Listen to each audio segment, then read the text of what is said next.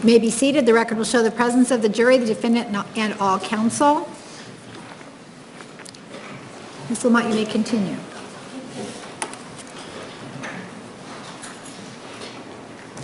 All right, we started talking about the MCMI, right? Yes, well, I don't think we actually talked about it. We mentioned it. Yes, ma'am. All right, can you tell us what the MCMI is? What is it? It's the most standardized measure in our field to look specifically at at personality disorders, including borderline, paranoid, etc. So it actually is designed to assess personality disorders. Okay, and how is it designed to do that? By actually focusing on that population in the research and looking at what kinds of responses people who do have known personality disorders show up and how they respond. So that's what's been done over a long period of time, decades, in designing and updating and standardizing that measure. So it actually is specifically geared more to looking at the personality disorders. All right, so let's say then we were talking about if there's this hypothesis of borderline personality disorder, is this the test then that you would want to see the results of? Yes, ma'am. I'll give you a second. You're not the first one. Came out a little bit too fast.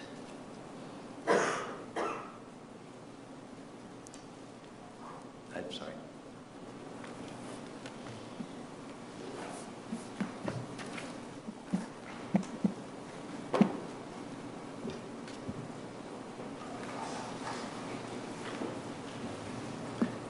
Okay, all right. So if we're going to conduct an MCMI test with a working hypothesis of borderline, then is that would be something accurate, or that would be something that you would want to do maybe as the next step?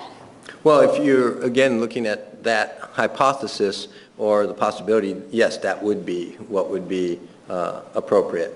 Okay. Or if you've already administered these tests, then you'd look at it. I mean, a lot of times you don't know the hypothesis ahead of time, and you would administer a battery of tests, and then you would go through, the person would have taken all of them, and then you go back and look at each one, working through it like, more or less like we're doing. But it's really unusual to give a test and score it, interpret it, and then say, oh, well, I want to do this, and then go. So if you already have an idea of the areas you want to explore, you would normally give all those tests at more or less the same time. Okay. And in this particular case, are you aware that Ms. Arias was given the MCMI test? Yes. And did you review the profile results? Yes.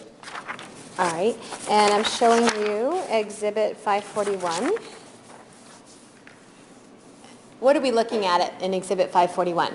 These are the profile results for this particular test. It's a different format, which isn't relevant. It's just different tests are viewed differently, but it's the same idea. So, but this is scored a little bit differently. So when you look at this 75 here, that would be more of what we would call our clinical cutoff. They don't call this T-scores, and they call it base rates, but the idea is somebody who's at 75 or above, that's in the clinical range or the areas we'd want to look at. So the first three scales here, okay, I didn't do, all right, so there are what is called the validity scales, like we were talking about before, and whether the person is attempting to distort their answers, fake good, fake bad, things like that, lie. So these different ones look at whether they're willing to disclose, that's the first one, whether they are trying to answer a little bit more favorable. In other words, this particular elevation here at 67 means it's above average. It's not clinical, but it's above average, meaning the person may be trying to present themselves in a little bit more favorable way than they really are. And then this is putting themselves down. Are they actually trying to look worse than they are? And that's not. So when you get a score that's starting to get elevated, if you get it way up here, then you start worrying about validity. In other words, is this test able to be interpreted correctly? But when you start getting in this range or up here, then you start thinking, well, this profile might actually be a little bit lower than is what occurs in reality. So Okay, it's let me stop you there so we Yes. can understand. So based on the top 3 scales here, the validity scales, overall, can you tell us, is this test going to be considered valid? Yes. Okay. And then you were talking about the desirability scale, and we see that that's at a 67, which you were saying that's not at the clinical level? It's correct, but it's Okay. above average. Right. So explain to us then the above average on that particular, the desirability. Well, it just means that you don't go crazy. It's not in the clinical range. You're not having an invalid. But it says there's a tendency on this person to, on this particular test, to perhaps try to look a little bit better, a little bit more favorable than they might actually be in real world, real life. And so in a clinician's or a diagnostic way, you sort of assume then that you would move the profile up a little bit, but you're still going to look at what are the high scales. But it means that, again, it could mean that these scales are actually a little bit lower than they would be if the person, if this scale was down here, for example, like these others, then the assumption is that all these scales in here probably would be up just a little higher, not a particular scale, just in general. Did that help? Not really. Okay. With the desirability scale, and you see that it's elevated, what does that mean for like something like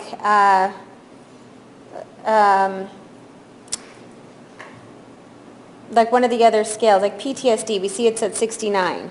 Well, it means that in reality, if this person had completely answered in a way that wasn't desirable at all, that 69 could be a little bit higher, and you might need to pay attention to it. But again, we're talking about working hypothesis. We're not saying we're going to go overboard, and again, we're not going to diagnose somebody just on one test, but we're starting to look for patterns among the tests.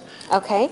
All right, so let's talk about our working hypothesis back to borderline personality disorder. Yes. What do we see with regard to the MCMI, a test that, as you say, is specifically designed to detect personality disorders? Yes, so one of the ones you just mentioned is right here, borderline personality disorder, and you can see it says a score of 11, which is right here, which is, if anything, in the low or below average category. It's not elevated, it's definitely not one of the major scales, so that would tend to indicate that your working hypothesis is not likely correct. Okay. And then what about if we have a working hypothesis for anxiety or trauma or PTSD? Can we learn anything from these scales based on that working hypothesis? Under the same conditions that you don't want to go overboard, specifically because this test is not designed to actually diagnose others, but it gives you a working hypothesis again. Anxiety right here is at the clinical level.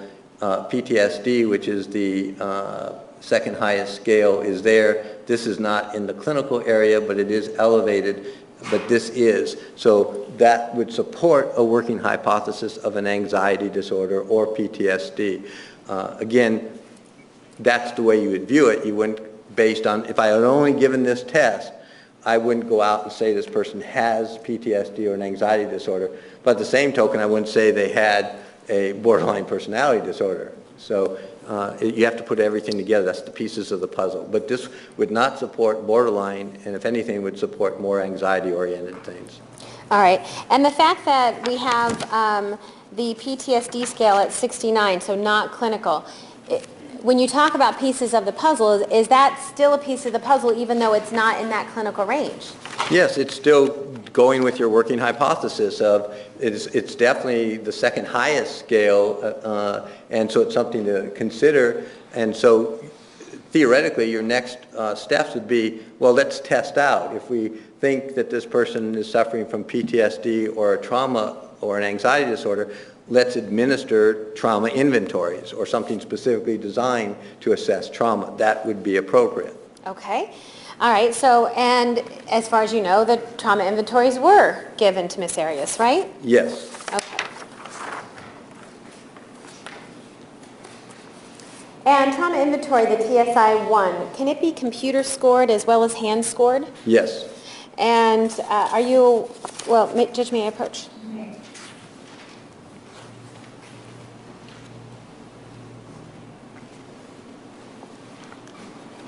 Okay, I'm showing you Exhibit 629 and 628.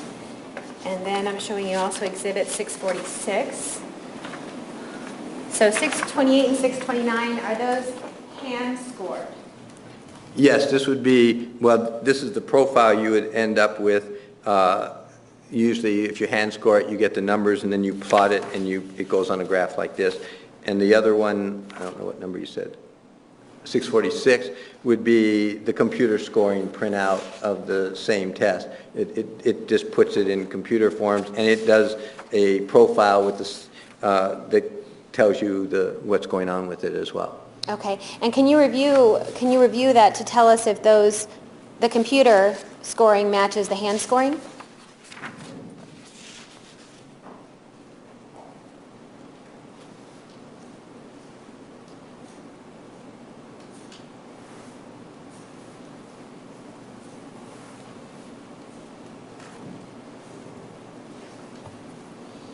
The scales that are on this form are all matched the ones from the computer score. The computer score also does additional summary scales that's not on this form.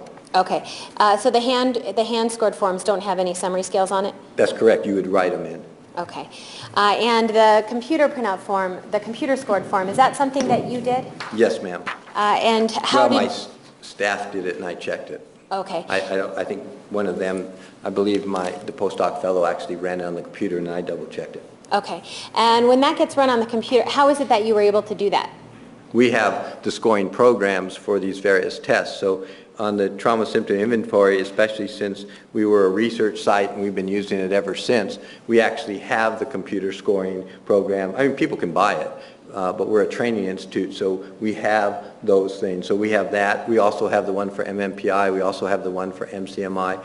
So many of these things we're able to do as part of the training of our graduate students and doctorate students, or as part of research. Okay, and did you have what's called raw data, or basically Ms. Arias's answers, to be able to then feed into the computer to get this computer score? Yes, ma'am. And is that how it's done? Yes, ma'am. Generally speaking? Well, they could actually take the test on the computer, too. We don't tend to do that. We tend to give them the questions, let them fill out an answer sheet, and then we transfer it to the computer. Okay, but you never met Ms. Arias, right? That's correct. So you're working from what you've received? That's correct. Okay. And with regard, is it 646? Yes, ma'am. So does that reflect an accurate scoring of this raw data that Dr. DeMarte had given you, that you've seen? Yes, ma'am. And the computer scoring added the summary scales to that? That's correct. And do those summary scales then match or make sense with what the raw data that you saw going in?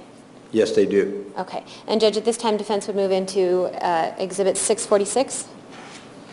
Any objection? I haven't seen it, so I need to know it. No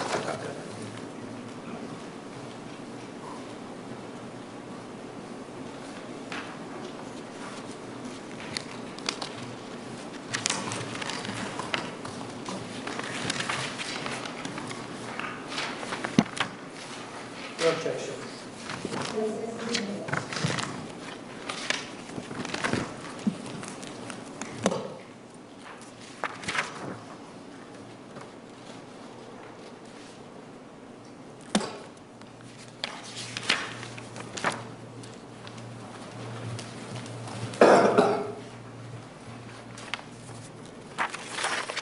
All right, and Dr. Gaffney, you told us some of the things that your institute does with regard to trauma. Do you have other specialized training with regard to trauma? Yes, ma'am. And do you do speaking engagements or training? What is it? How do you have this additional expertise in training or trauma? It actually grew out of working with abused women and children and child abuse victims. We realized that there was a major connection to trauma. So back in the early 1980s, I started actually doing more research on trauma and actually started going to specific trainings with some of the people around the country. We continued to work. We then began to assess for trauma. We did some of our own research with the clinic I had set up and also at the university and at the crisis center and shelter for battered women and children that I helped build. So we were doing research and training and practice all in this area. and then I ended up getting involved in establishing major organizations dealing with this, and still do.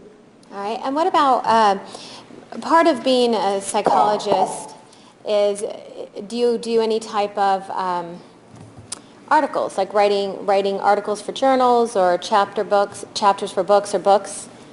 All of the above.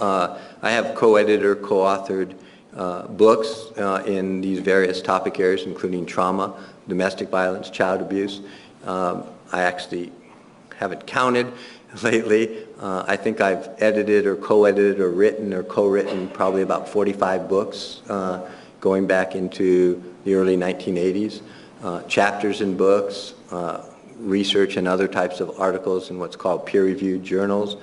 I actually have not counted how many I've done, to be honest. It's something we regularly do, and we train our people. So the research that I'm supervising, for example, we work with them as they become professionals to publish their work and present them at conferences. So I oversee quite a bit of that as well, and do training myself all over the country and in other countries about trauma, about domestic violence, about how they're all interconnected, and how they affect children, how they affect victims, treatment programs. We've designed treatment programs for victims and for offenders and for children, published books on that, hosted national think tanks on dealing with children exposed to violence growing up in homes like this. All those I'm involved in a variety of different ways. And what about peer review? What does peer review mean?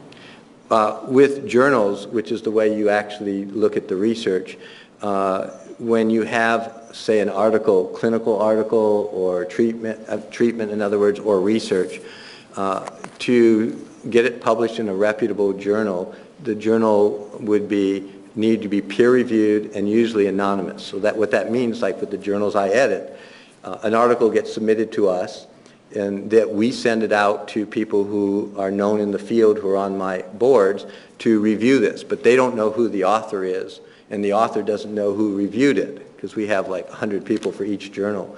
And they provide feedback, and they make recommendations as to whether this meets scientific merit, whether this is worthy of publication.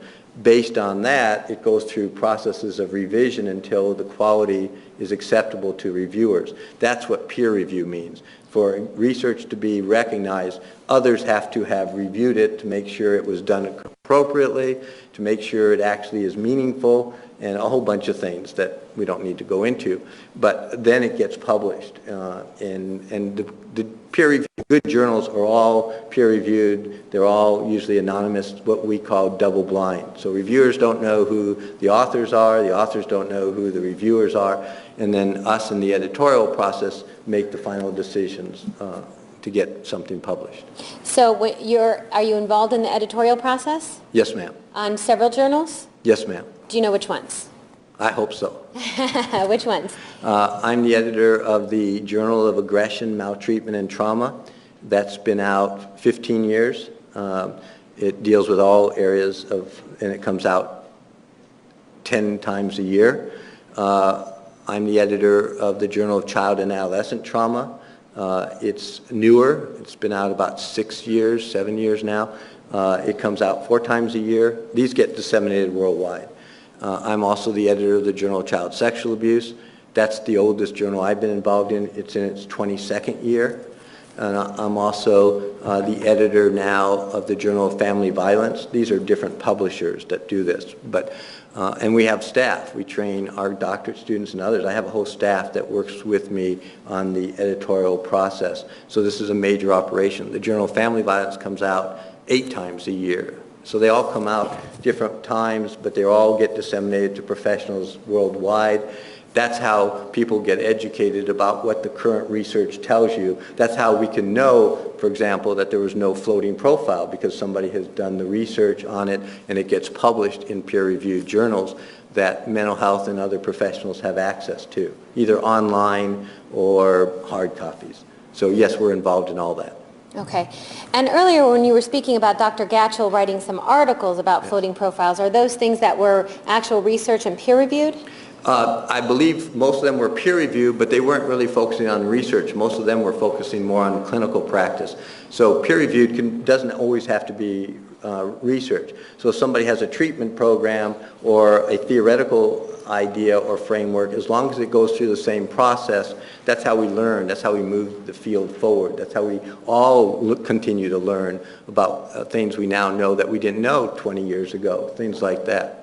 Okay, and then later on was there research about, research actually relating to floating profiles and borderline personality? Yes, that was actual research that again was peer-reviewed and then published, not in my journals, I mean, we weren't involved in that, but in other recognized journals. Okay. All right, so let's talk about then Exhibit 646, which is the computer printout or computer scoring of the TSI. And this would be, are you familiar with the trauma symptom inventory that was conducted by Dr. DeMarte? Those are the hand scoring you just saw, right? Yes, ma'am. And do you know the timeline in which she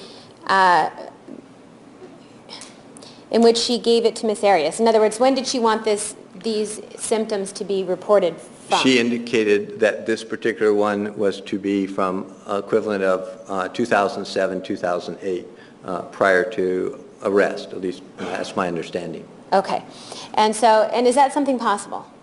Well, it's not ideal. I mean, you're having the person try to recall the way they were then and to respond.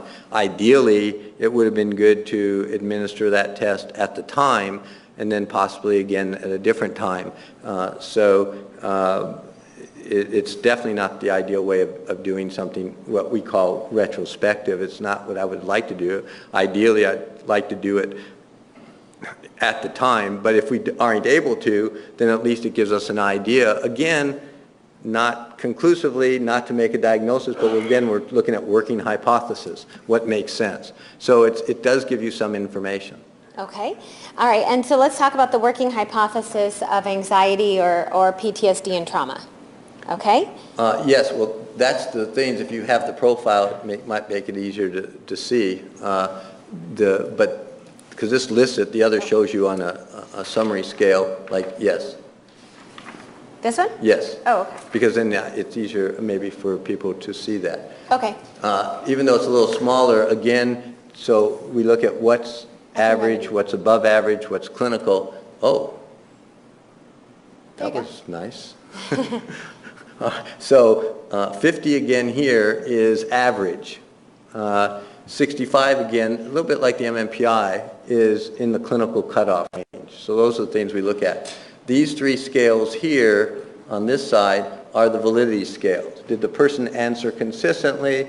Are they giving responses that are really sort of bizarre and atypical? Are they giving you things that seem to fit in what we know about people, who take this test?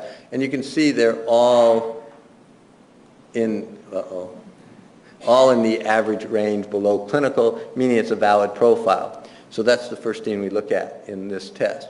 Then we look at which of the scales that are elevated above this level. And you can see there's 1, 2, 3, 4, 5, 6, 7 of the 10 test scales are elevated in the clinical area. So we focus on that, and then we come back to these over here. Those are the summary scales. Those are the three summary scales. So what this instrument does is it not only looks at trauma overall, which is this right here, based on these results, well, the other scales, I don't know how to get, like your hand was there, but, and then these tell you other parts of the overall scale, like what's the mood level, what's the way this person views themselves. So these sort of combine the whole test into those three summary scales to determine whether it's likely that this person suffered trauma and or may have a diagnosis of PTSD.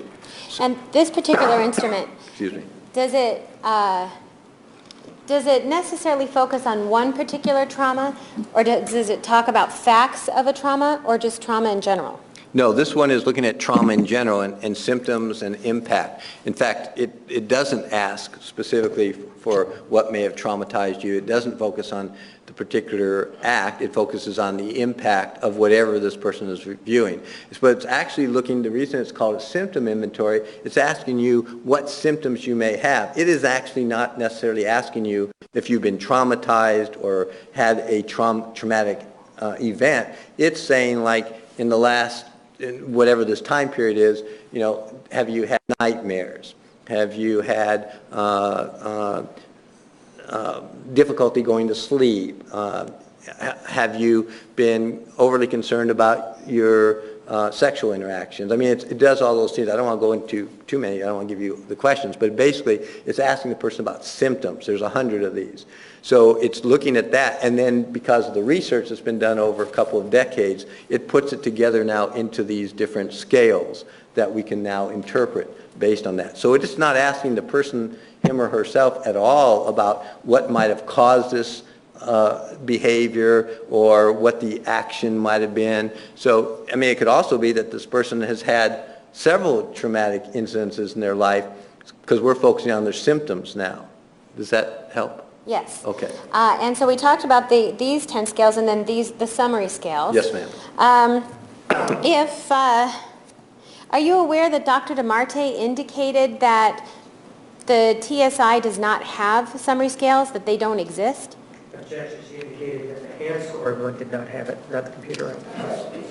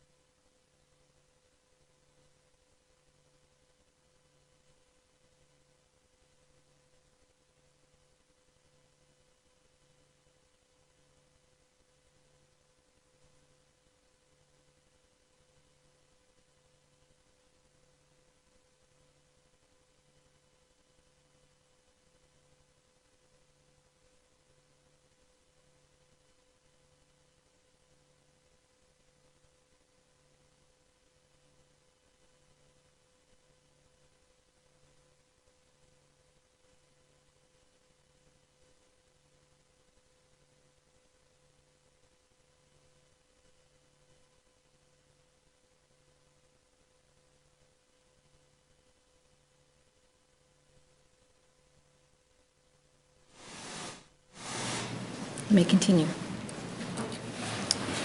So, Dr. Geffner, do you have information that Dr. DeMarte at some point indicated that summary scales do not exist? Objection. What we indicated was she was going to say that. She told him. Stayed. Based on our conversations, are you aware of that? Yes, ma'am. All right. And is that in any way true? That they don't have, well, it's obviously not true. They're here. And you have two ways of getting those summary scales. A is the computer scoring, which is typical, which actually produces this. If you're not computer scoring it and you're hand scoring it, it tells you in the scoring manual how you end up getting these three scales, which things you add up in order to get it. So either way, the summary scales, A, exist, and they're part of the way you use this instrument. That's part of what you use it for. Okay, so if Dr. DeMarte just did the hand scoring, did that in any way prevent her from coming up with summary scales? No, ma'am. And in fact, if she would have read the directions on the scoring manual, would she have known? Would it have explained to her how to do the summary scales? Yes, ma'am. So in any way, shape, or form, is it true just because somebody hand scores the trauma symptom inventory, you can't get summary scales? That is not accurate. Unless that was a double negative, I wasn't sure if I answered that the way. You can get summary scales. Overruled. You can get summary scales whether you hand score it, use templates, or computer score. It's easier with computer scoring, but it doesn't preclude you from doing the other. Okay. And this particular test was the TSI-1, is that right?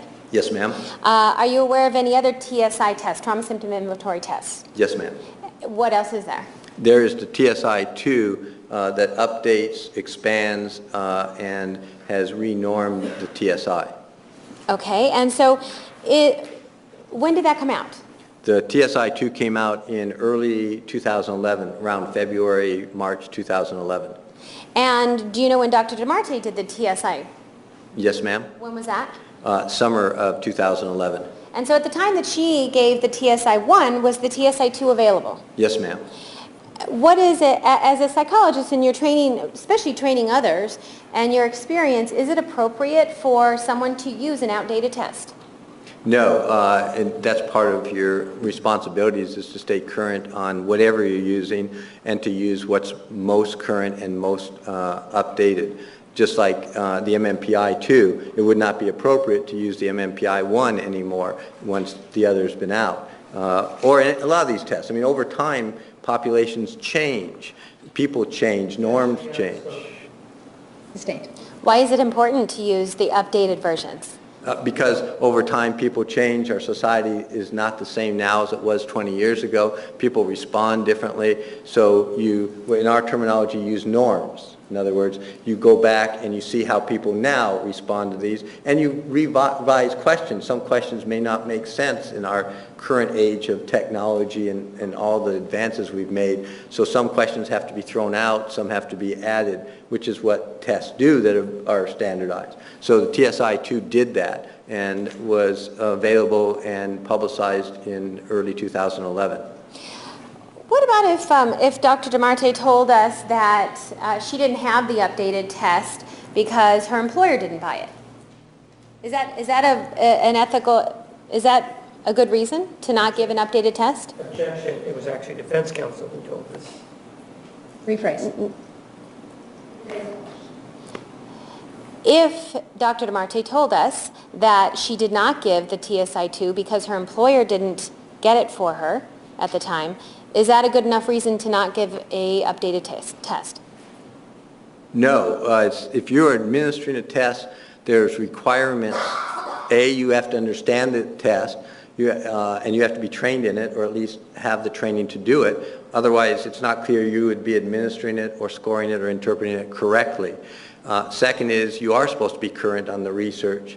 And I mean, we knew that TSI-2 was coming out a year before because it was already publicized it was going to be coming out. So not using an updated test unless there's a particular research reason that, you know, has been shown, like the new test is not good for A, and that's A is what you want to find out, then you might use the old one. But barring that, really to say, well, I have 10 of these in my office, I'm going to use them up because I don't want to buy more or because somebody didn't get it, it's incumbent on you and your responsibilities as a psychologist to do what's the most appropriate battery of tests. If your employer, in your example, says, I don't have it, then it's up to you to tell your employer, hey, it's easy to get. You just, you know, call up the psychological assessment resources and order another set.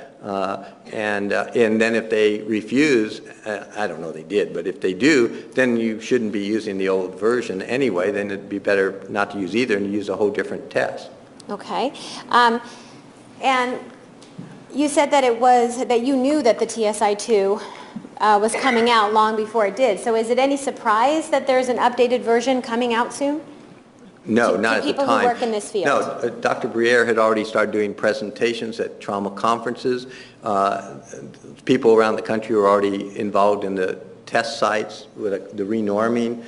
He had already announced, and the publisher of the test had announced that it would be coming out in 2011. So it wasn't a surprise. I mean, people don't do that. They don't surprise you. I mean, they let you know what's happening. All right, so anybody who's working in a specialty of trauma, should they have been aware that the TSI-2 was coming out? Yes.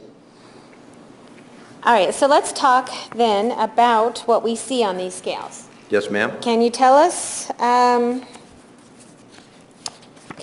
when we're looking at these scales? What is it that we're seeing?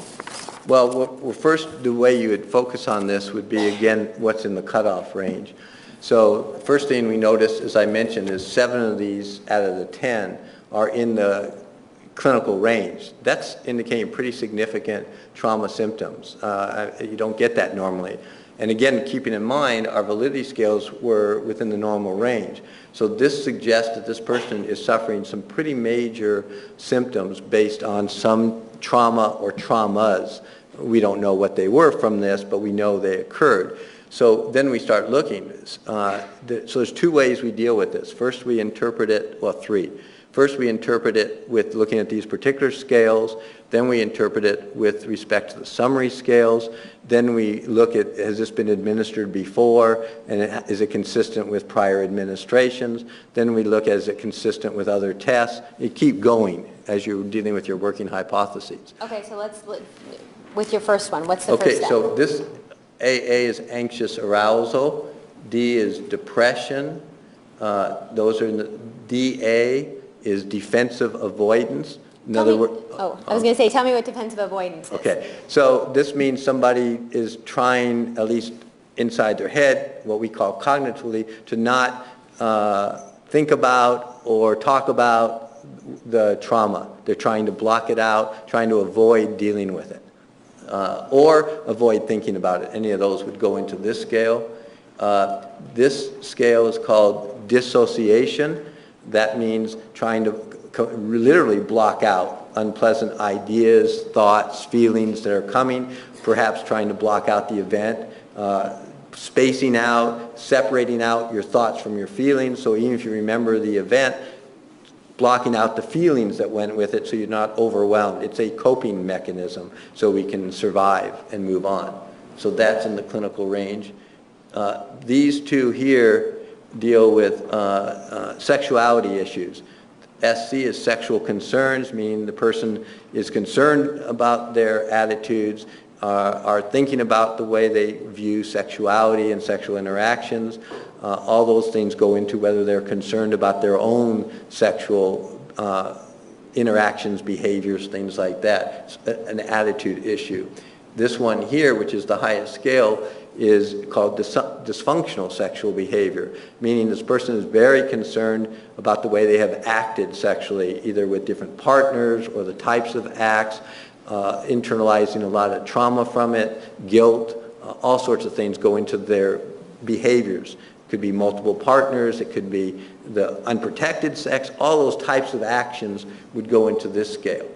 And then this scale here, ISR, is called impaired self-reference, that these various symptoms are producing a pretty major impact on the way they view themselves, their self-image, their identity is being affected by the trauma or traumas. And so those are all in the clinical range. So then the next thing we would do would be look at the summary scales. Okay, and that's these three over here, is that right? Correct. Okay. So, because we're now looking at actually possible diagnoses. And so the first one is trauma. Overall level of trauma, is it in the clinical range that might lead you to suspect post-traumatic stress disorder? Again, I want to emphasize, if all somebody gave was this one instrument and then they said this person suffers from PTSD, that would not be appropriate. It's part of your jigsaw puzzle and part of looking at working hypotheses. So, but this is indicating clinically above cutoffs for trauma, overall trauma. The next one is self, meaning this person is having some major issues with the way they feel about themselves, view themselves, identity issues, self-confidence are all being impacted by whatever these trauma or traumas are. And lastly, dysphoria, that this is affecting their mood, depression, anxiety. These things are being affected by whatever, the traumas are. That's the way this would be viewed, and then you'd want to compare it to say if the test had been administered at another time. Okay, and are you aware of whether or not this test, the TSI-1, was administered at another time? Yes, I am. And when was that? It was administered 1.5 years before this, actually in the spring of 2010. Okay, and who administered that? Dr. Cheryl Karp. Okay, and so, and it was the TSI-1, right? It's the same exact Well, test? then it was appropriate. The new one hadn't come out. Okay. And are you aware of the scaled results from Dr. Karp's TSI-1? Yes, ma'am. And are they similar? Are they different? What do you see? Similar. The validity scales over here were also normal, according to Dr. Karp. And then... Specified from another document. Mark, please. I don't think he was looking at a document, Judge. No, I was just pointing on the screen. All right. The lack of foundation as to the other document. Where is it? Oh. Judge, may we approach? You may.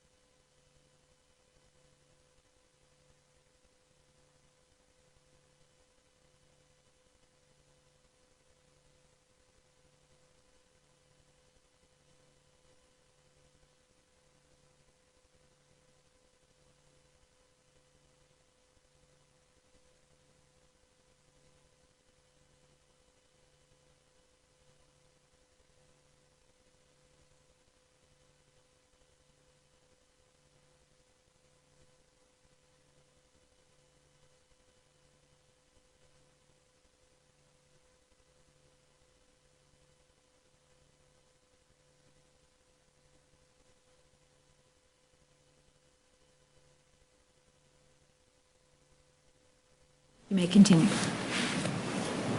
All right, Dr. Kevner, just let me know if you need to review, if you need to look at Dr. Karp's report. If you don't need to, that's fine. I do not. Okay. All right, so tell me that we were talking about the similarities and differences. Yes. So the validity scales were in the normal range on that test also. In her test, 6 of the 10 scales here were clinically elevated. The difference, so it's a similar profile, a year and a half apart. The differences between Dr. Karp's and Dr. DeMarte's is that this scale here that you see, it's called intrusive experiences. That means like flashbacks, the thoughts coming back into your head when you don't want to. When Dr. Karp did it, this was in the elevated range as one of the scales. So it had dropped in that year and a half. And then these 2 scales, the ones with sexual concerns and dysfunctional sexual behavior, had increased. Those were not in the clinical range. So over time, those things were becoming more dominant in the way the person who was thinking about it, getting more concerned, reflecting over time, and these scales now became much more problematic. On the summary scales, both the trauma and the dysphoria scales were clinically elevated, dysphoria a little bit higher. So even though it's still in the clinical range, the mood wasn't quite as depressed a year and a half prior to this as then, but the self scale had moved from the high average range. It had now, over time, thinking more about self-image, self-concept, had now moved into the clinical range. But in general, both tests would indicate, even though by different people over different time periods, significant trauma significant issues that were causing major symptoms to the way this person views themselves, the way they are experiencing things, the anxiety level, and so they would be consistent with an anxiety disorder or post-traumatic stress disorder. And if Dr. DeMarte termed the similarities between the TSI-1 given by Dr. Karp and the TSI-1 given by herself, Dr. DeMarte, if she termed those as similar, pretty much the same, would you agree with that? Yes, they were, with those 3 different changes, which you want to note, because again, your job as a clinician or a diagnostician is to understand the data there. Your job is not to make it go one way or another, it's to help understand it for that jigsaw puzzle. So yeah, those would be similar profiles, and you'd want to understand what might change some. Oh. You might want to understand what? What some of the changes were, and does it make sense? So, but yes, I would agree with her that they are similar profiles. Okay. And on this TSI-1, how many questions are there? 100. 100. All right. And so that means that a year and a half apart, in order to get these similar profiles, what does a person have to do to get similar profiles with these 100 questions? Well, they have to answer the questions of what symptoms they're experiencing. There's no way somebody would know. They would have to hopefully be relying on what they're actually experiencing. It would be very unlikely that somebody a year and a half apart would remember how they answered those questions. So that's a way of also checking, is this a pattern of behavior? In other words, did something all of a sudden happen in that time period that added and the scales went up? Somebody who was functioning normally before and now they've had a traumatic reaction and now they're suffering, you can use the test that way. But with a year and a half apart, we're looking at a consistent pattern of trauma. Okay. All right. Is there anything else that you would do with regard to this test? Well, after that, I mean, you now have working hypotheses, so I'm sorry. Approach, please.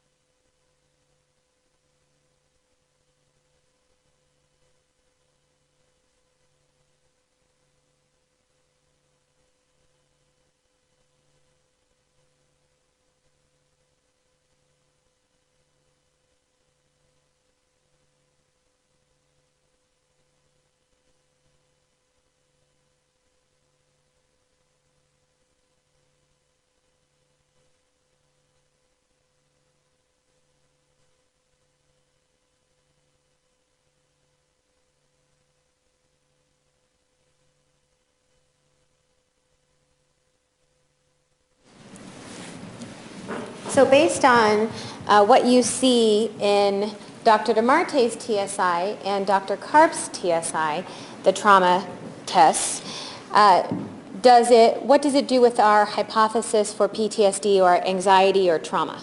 Well, it supports those issues. So then the question, again, this test doesn't tell you what the trauma was or is.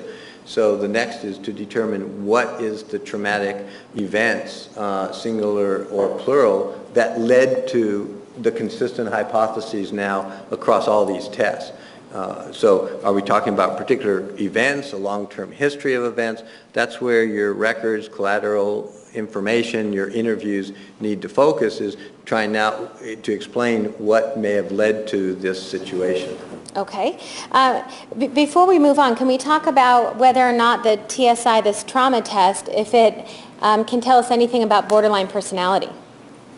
Well, we can talk about it, but it doesn't do that. Okay. Can you use this test in any way to support a hypothesis of borderline personality? Not really. I mean, it's not designed to deal with personality disorders at all. It's designed to deal with trauma. Now, the difficulty is those things overlap. So what things overlap? borderline personality disorder or borderline characteristics can impact or be impacted by trauma. So impaired self-reference, dissociation, some of these things that come about from trauma can also be involved in, say, borderline personality disorder.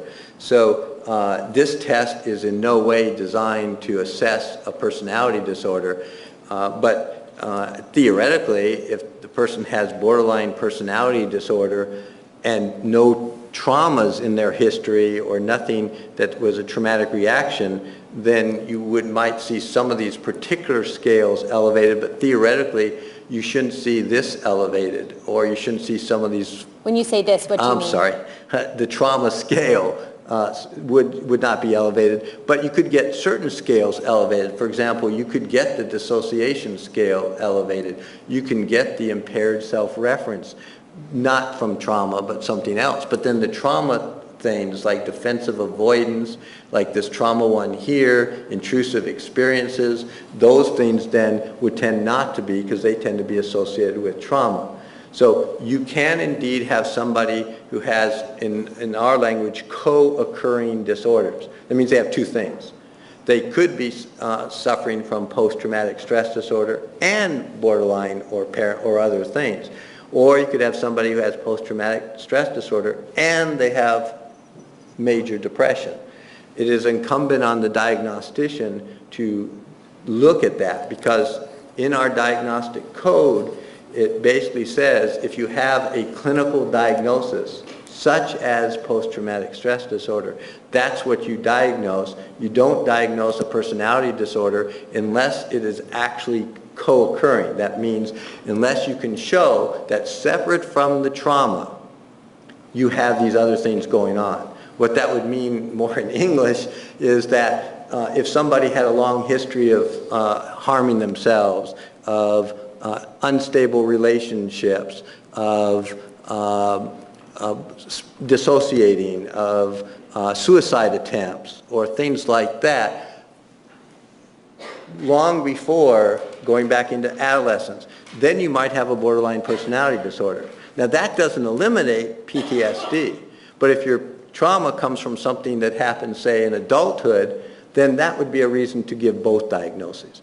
But if all your symptoms of borderline or anything else occurred at the time or after the traumatic reaction, then it's not appropriate to diagnose with that. You diagnose with the PTSD or anxiety disorder or whatever it is that's the major issue going on. And that's listed in the manual for diagnosticians. So you could have two, not based on this test, but that's the way you would use the test to look at determining diagnoses. Okay. So as a hypothetical, if someone got PTSD from an abusive relationship, being involved in an abusive relationship. Approach, please.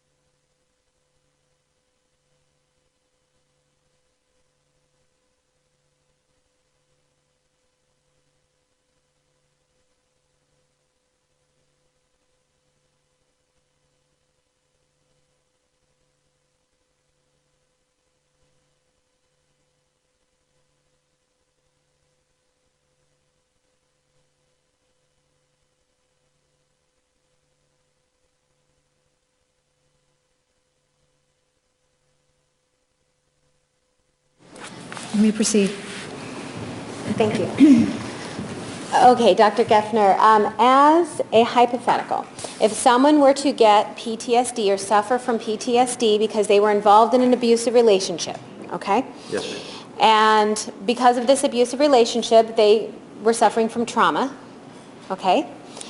But they also exhibited borderline personality characteristics. What you're telling us is that they could have both, right? Yes, ma'am.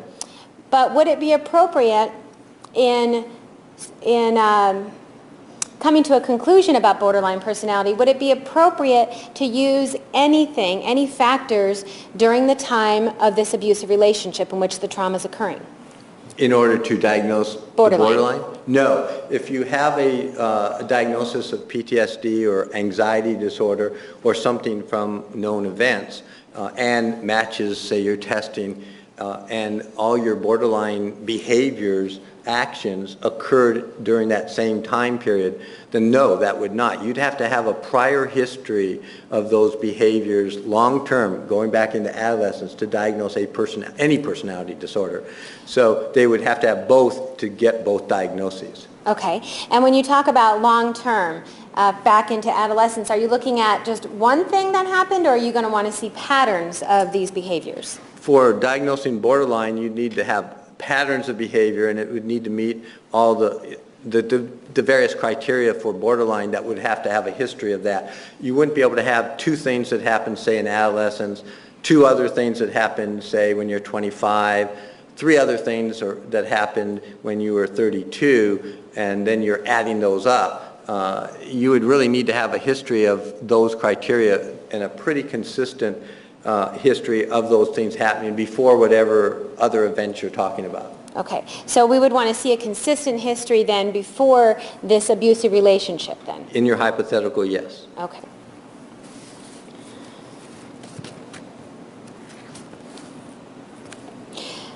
So then based on what we see in this TSI and the other TSI, then is it consistent or not with our working hypothesis of PTSD and anxiety? Right now it's consistent. Okay. And and when we don't just look at the TSI and we look at the other tests that we've discussed so far this morning, what does that do to our hypothesis with PTSD and anxiety and trauma? Right now all your tests are not supporting a personality disorder. All your tests are supporting some type of anxiety or trauma disorder. Okay. All right. So you talked about after this, is there a specific test that can go into the types of trauma?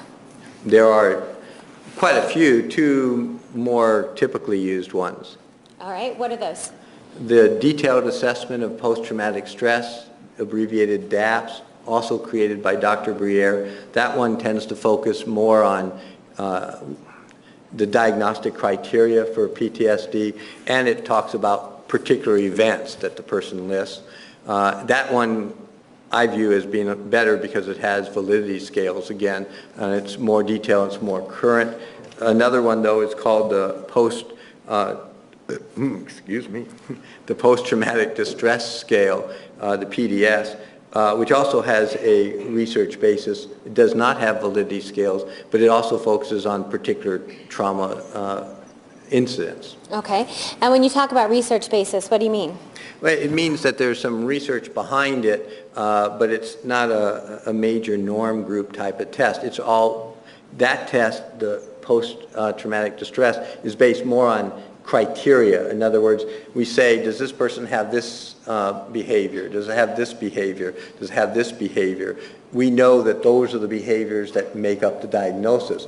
But it's not like some of these other tests where they're actually researched on how people check off symptoms. It's hard to describe. In my language, it's like the difference between quantitative research and qualitative. One uses research data and statistical analysis. The other is matching the questions with the diagnosis you're trying to end up with or to verify. It's a little hard to explain without getting too technical, but so there are different ways of looking at thing. But the PDS does not have specific validity scales. Okay. And without validity scales, can it still be used? Oh, yes.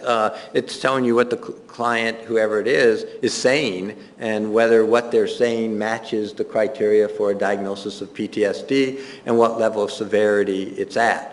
But it's based on, again, I mean, these are all based on self-report, but there's no check on that one. Basically, a client says, yes, I had this traumatic incident, and then you ask about a variety of things related to that incident. You know, did you have nightmares about it? Did you, were you afraid? And then you check off these boxes, and then it produces whether the person met the various criteria for that, for PTSD. Okay. Post-traumatic stress disorder. All right. And did you review the PDS test that was given to Ms. Arias? Yes, ma'am.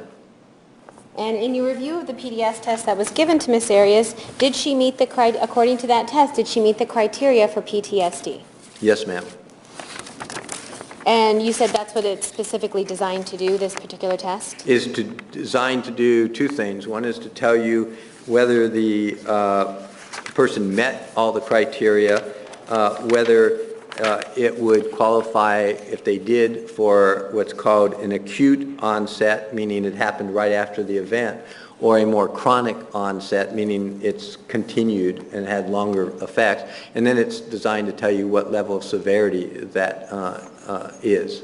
Okay. All right. And in this particular test, it focuses, unlike the TSI, is it focusing on what the trauma might be? Or Yes. the different traumas the person has suffered?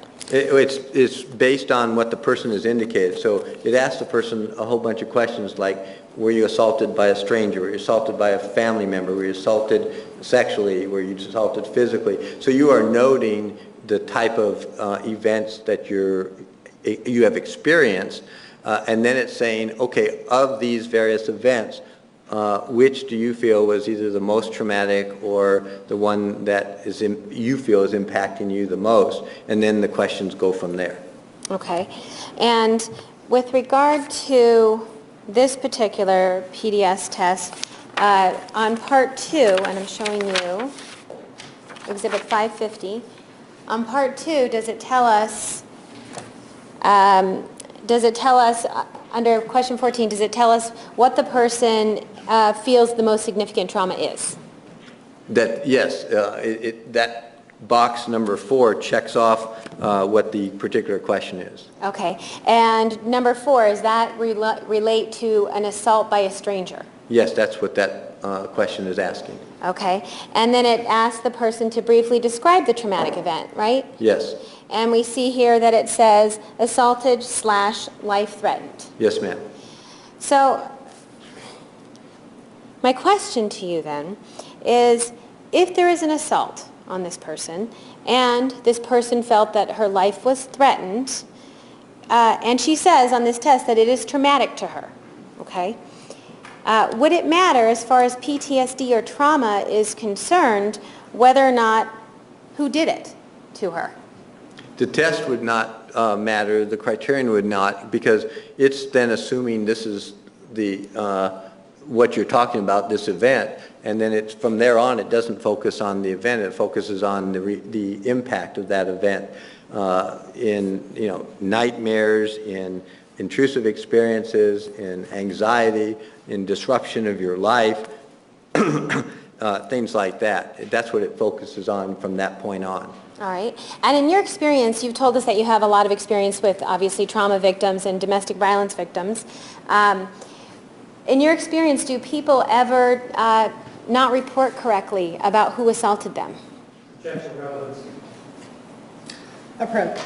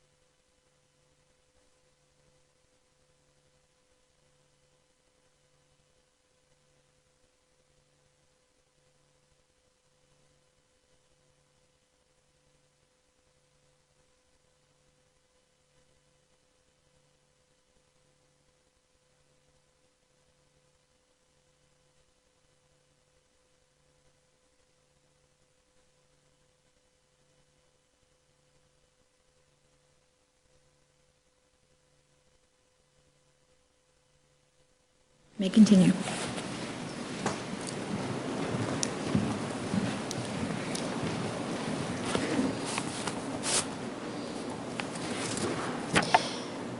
All right, Dr. Geffner, so the fact that if we're talking about somebody who doesn't report accurately about who caused this trauma, does that ultimately affect whether or not they actually have trauma? Let me ask that in a different way. If the person says that, let me give you this example. If a person says that they were attacked by a tiger, but in reality they were attacked by a bear, either way, they're telling you that they've suffered trauma. Is it going to matter one way or the other? No, not for this test or for a diagnosis of PTSD. It's the reaction. He's not finished answering. Overruled. You may continue. It's the reaction to the event that is assessed and goes into the diagnosis, as long as there was some type of traumatic event. The diagnosis requires there to be a traumatic event. It doesn't require what it is. So either one of those would qualify, but the test is focusing on the reaction to it. Okay. And I think you talked about, with regard to PTSD, does it have to be one event or can it be multiple events? Oh, it can easily be multiple. I mean, you can have somebody who suffers a trauma in childhood from child abuse or being bullied, to later being a victim of date rape, to later being a victim of domestic violence. Unfortunately, what we know from the research. What do we know from the research with regard to PTSD and having one event versus multiple events? Overruled. We know from the research that if you have a traumatic event early on, what is called adverse childhood experiences, and there are a variety of things that qualify for that, whether in childhood or adolescence, it increases the odds of being victimized again if there's no intervention or treatment. So it's not unusual for somebody, unfortunately, to have some type of traumatic stressor that produces the symptoms. Scope. Approach.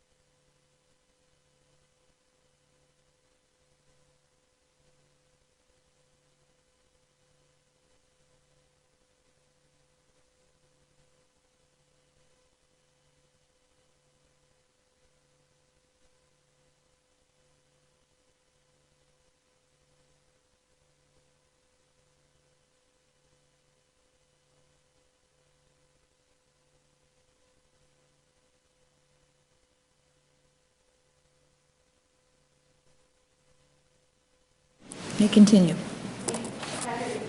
Finish what you were telling us about with childhood trauma and unfortunately what happens? When somebody has experienced one or more adverse childhood experiences, and the more they experience, the worse it is later on too, they are much more at risk for later traumatic experiences that affect their mental health, their physical health. We have a lot of research now that shows that this is a lifespan approach if there's no intervention, so that somebody who's been victimized in childhood is a much greater risk of being victimized later, or if they're victimized in adolescence, for example, a victim of date rape or they end up at a higher risk for other victimizations later on. Okay. So it does not have to be one event. You can have one event. You could have an acute stressor like an earthquake or something like that, or an assault.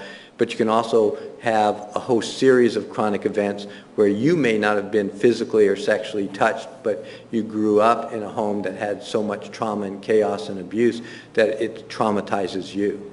Okay. All right, I want to talk to you about and I don't know the full name for it, the rat, Wexler. The RAT test? The Oh, RAT wide. is called the Wide Range Achievement Test, and there's various versions. Okay. All right. Are you aware of whether or not Dr. DeMarte gave this test? Yes. All right. What is this test? What does this test mean? It's an achievement test. If you do the various subscales, it'll tell you what level the person is reading, spelling, arithmetic, etc. Like the 8th grade level, high school level, above. It's a standardized achievement test. Okay. And how long do these tests normally take to give? Depends on how many subscales or subtests are administered. It could be anywhere from 20 minutes to closer to an hour, depending on if you administer all and they keep going through it. Okay. And the other test is, there's another test known as the WAIS. That's the Wechsler one, right? Yes, the Wechsler is the adult intelligence scales. There's also various versions. It's in the 4th versions. That's a measure of intellectual functioning. At least it gives you IQ scores in different arenas. All right. And are you aware of whether or not Dr. DeMarte gave this test as well? Yes. And incidentally, were these tests both updated? Yes. The ones that she gave? Yes. Okay. And so, do these tests provide any type of psychological diagnosis? No. Anything? So if Dr. DeMarte tells or says that the reasoning for giving this test was to provide any information regarding psychological diagnosis or a state of mind at the time of the incident, or Ms. Arias' emotional functioning. If Dr. DeMarte were to say that, do these tests do that? No, they do not. They are very specific in those particular areas, looking at, again, my language is cognitive functioning, the different skills, abilities the person has in the academic arena, their vocabulary, their verbal skills, their ability to put blocks and other things together. In my language, that's called spatial relations. They're very specific for those types of things. They are not psychological measures from the standpoint of anything we've been talking about today. They don't lead to diagnosis, other than if the person has mental retardation. That would be a diagnosis that you could obtain partially from those tests. Or if they have a learning disability, you can get an idea from those tests whether they might, that you should explore further. But from a psychological standpoint, emotional, no, they're not connected. Okay. So in this situation, prior to giving the MMPI-2, would it have been appropriate for Dr. DeMarte to give these two tests, the RAT and the WAIS, in your opinion? Based on the role you define, no, they wouldn't have provided any meaningful information that you could not get for the other test by having the person talk to you or read the first paragraph of the MMPI to make sure they can read at the 5th grade level and understand it. That would take a couple of minutes. There's no other reason that those would be connected to trying to determine a diagnosis. Okay. And are you familiar with other psychologists who have given these types of tests in situations where they're not needed? Oh, yes. And how does that happen? Overruled.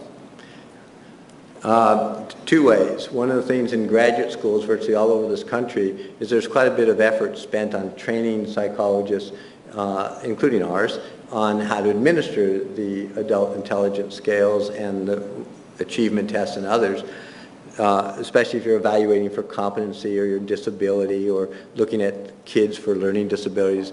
So there's a lot of training. So most psychologists are trained on those tests.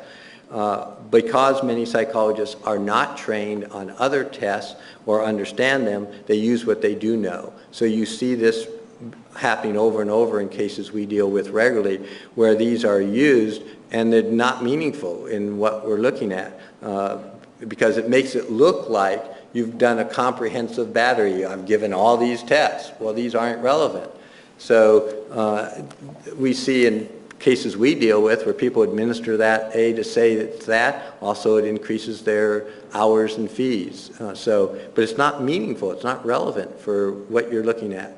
And so in this particular case, was it meaningful or relevant at all, in your opinion? That's correct. What the results... Abstained. Oh. The noon recess at this time. Ladies and gentlemen, I'm going to ask that you take an abbreviated lunch today. 1 hour and 15 minutes, so please be back at 1:20, and we will start promptly at that time. Please remember the admonition, you are excused. Please stand for the jury.